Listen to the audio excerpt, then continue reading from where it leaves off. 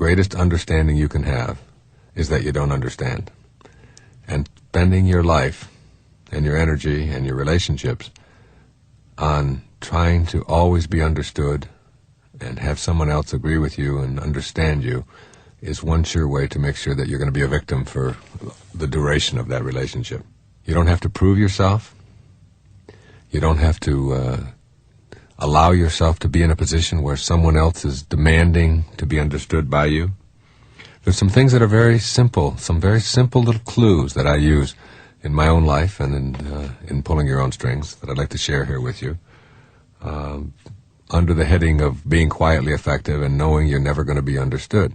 First is that shrugging is a virtue. If you could just learn the art of the shrug, I like Ayn Rand's title, Atlas Shrugged, Atlas holding up the whole world and just shrugs. And the whole idea of not having to be in a position to defend yourself or to be understood, or if somebody's demanding something from you, and when you could just sort of shrug your shoulders and say, well, I don't understand. I just don't understand, and that's okay. My wife and I do this to each other all the time. I mean, she does the craziest things in the world, and vice versa. I mean, she thinks what I do is crazy too. I mean, she believes in what she's doing and believes that that's the way a house has to be run, for example.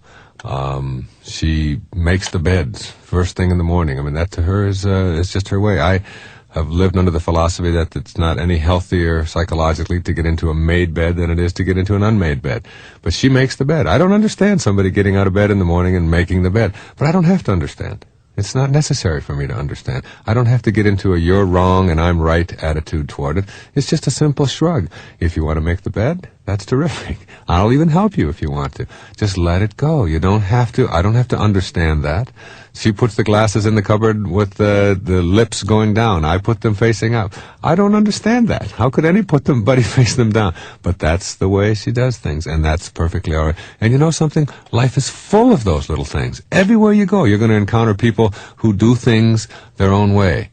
And that's really what makes the world go round, that uniqueness, that specialness in people. So if you just shrug at it and stop telling yourself that I have to be right and I have to make somebody else wrong in all of my interactions with them, just shrug. Just shrug. Quietly shrug your shoulders and say, they have a right. They're on their own path. They have a right to do what they want to do.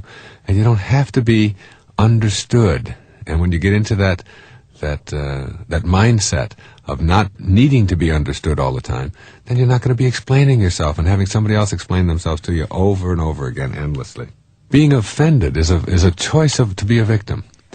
You ever think how silly it is to go around being offended? There are people who turn on the radio and they hear somebody speaking in a certain tone or saying a word that they don't like, and they have a whole vocabulary of words that they're offended by. And if somebody says one of them, right away they go off into a dither. Well, it's just like letting somebody else's behavior decide how you're going to be emotionally. I mean, you can be the kind of person who goes down the street and your emotions are being pulled by everybody else, your strings are being yanked by everybody else in the street, depending on what words they choose, what symbols come out of their mouth. This person says hell, that one says damn, this one says uh-oh, this one says caca, that one says poo-poo, this one says wee-wee, whatever it may be, and you're offended, or whatever synonyms you want to use for all of those functions.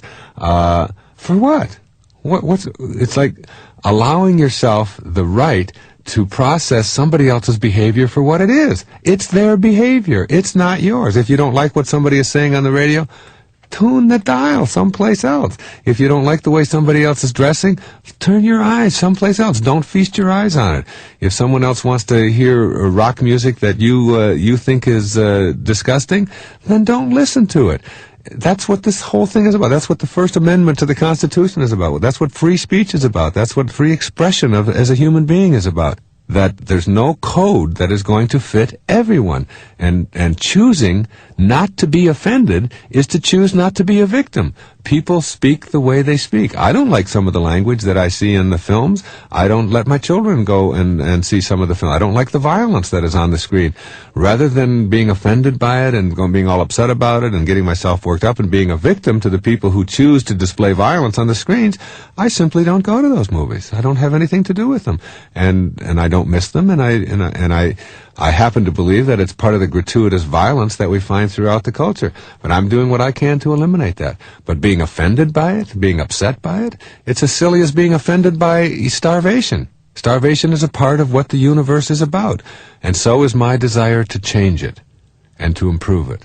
That's just as important, and that's what I go with. I go with what I'm for rather than what I'm against. Everything that you're against weakens you. Everything that you're for empowers you. So the question is, do you want to be empowered or do you want to be weakened? Everything you fight, you'll be weaker for the effort. Everything that you're for will empower you. When they asked Mother Teresa if she would march against the war in Vietnam in 1967, she said, no, I won't. She said, but if you have a march for peace, I'll be there.